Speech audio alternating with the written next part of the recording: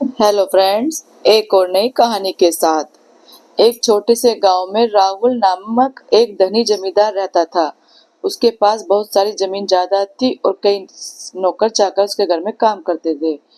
उनमें से एक था मोहन, जो गांव की बस्ती में अपने 5 बेटों के साथ रहता था। मोहन की पत्नी का देहांत कई साल पहले हो चुका था और अब वह अकेले ही अपने बच्चों की देखभाल करता था। उसकी स्थिति बहुत ही साधारण थी। वह एक जर्जर झोपड़ी में अपने बच्चों के साथ मुश्किल से गुजर बसर करता था। मोहन और उसके बेटों ने जमींदार के खेतों में मेहनत मजदूरी कर अपना पेट पालता। हर शाम उन्हें मेहनत हर शाम उन्हें मेहनत का फल मिलता, मजदूरी के रूप में चने और गुड़। वे चने भूनकर गुड़ के साथ खाते और अपना दिन निकालते। इस छोटे से परिवार के लिए यही उनका भोजन था और वे इसी में खुश रहते थे। गांव की बस्ती के लोग मोहन से प्यार करते थे, लेकिन वे जानते थे कि उसकी जिंदगी कितनी कठिन है।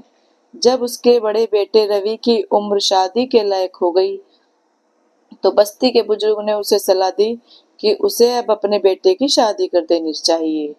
कुछ दिन बाद मोहन ने अपने बड़े बेटे रवि की शादी कर दी और कुछ समय बाद उसकी बहू सुरभि भी घर आ गई।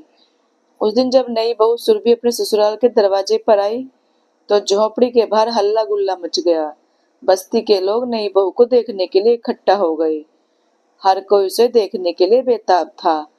जैसे ही भीड़ छटी और लोग अपने अपने काम पर लौटने लगे, एक बूढ़ी महिला जो वहीं पास में रहती थी, बहू से कह गई, बेटी अगर तुम्हें किसी चीज की जरूरत हो तो संकोच मत करना, मैं पास ही रहती हूँ, मेरे घर आ जाना। जब सब लोग चले गए, तो बहू ने पहली बार घूंघट उठाकर अपने ससुराल को देखा। वह नजारा देखकर तो उसका दिल ही टूट गया।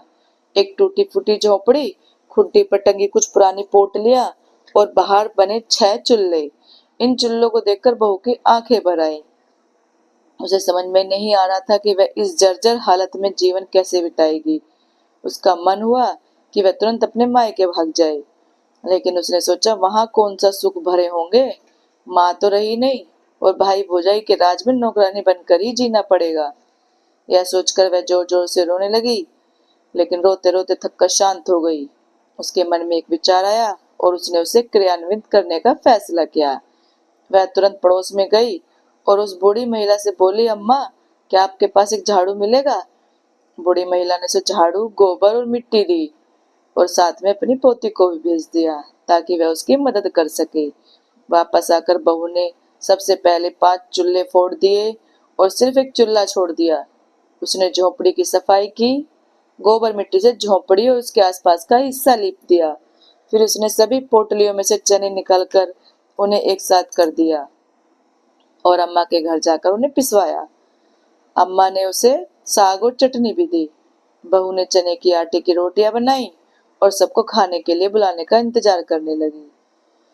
शाम को जब मोहन और उसके बेटे काम से लौटे, तो उन्होंने देखा कि अब वहां सिर्फ एक ही चूल्हा है। वे गुस्से में आ गए और चिल्लाने लगे, इस औरत ने तो आते ही सत्यानाश कर दिया, अपने आदमी का चूल्हा छोड़ बाकी सबके चूल्हे फोड़ दिए।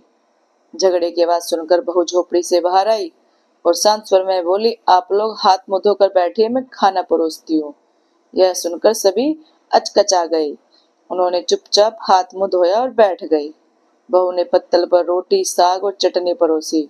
मुद्दत बाद उन्होंने ऐसा खाना मिला था। वे आश्चर्यचकित थे कि साधारण चने और गुड़ से बने खाने में भी ऐसा स्वाद कैसे आ सकता है। खाना खाने के बाद वे अपने अपने बिस्तरों पर जाकर सो गए और बहू की समझदारी की सराहना करने लगे। अगली सुबह जब मोहन और उसके बेटे काम पर जाने लगे, तो बहू ने उन्हें एक एक रोटी और गुड़ दिया। फिर चलते समय उसने मोहन से पूछा, बाबूजी, क्या मालिक आपको सिर्फ चना और गुड़ ही देता है? मोहन ने उत्तर दिया, नहीं मालिक, हमें अन्न भी देता है, लेकिन हम चना गुड़ ही लेते हैं क्योंकि इसे खाना आसान होता है। बहू ने समझाया, आप लोग अलग अलग प्रकार का लिया करें, इससे हमारे खाने में विविधता आएगी और पोषण भी मिलेगा।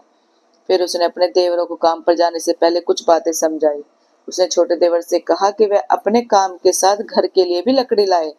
इसके बाद बहू ने सभी की जिम्मेदारी की अनाज से एक एक मुट्ठी अन्न अलग रखा और उसे बनिए की दुकान पर ले जाकर बाकी जरूरत की चीजें खरीद ली। धीरे धीरे मोहन की गृहस्थी अच्छे तरह से चलने लगी।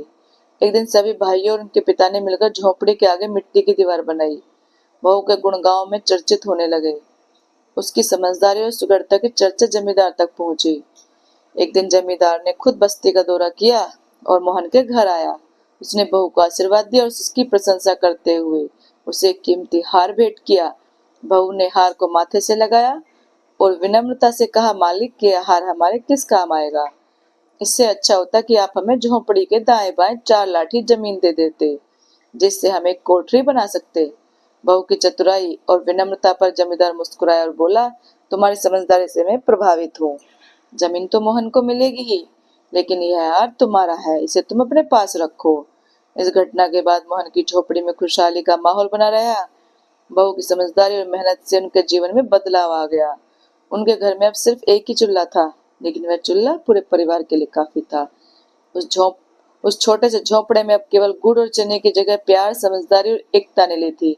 और इस तरह एक साधारण बहू ने अपनी समझदारी और मेहनत से न केवल अपने परिवार की हालत सुधरी, बल्कि पूरे गांव में अपनी एक अलग पहचान बना ली। दोस्तों, आपको ये कहानी कैसी लगी? अच्छी लगी है तो लाइक, कमेंट और शेयर करें। चैनल को सब्सक्राइब करें। Thank you.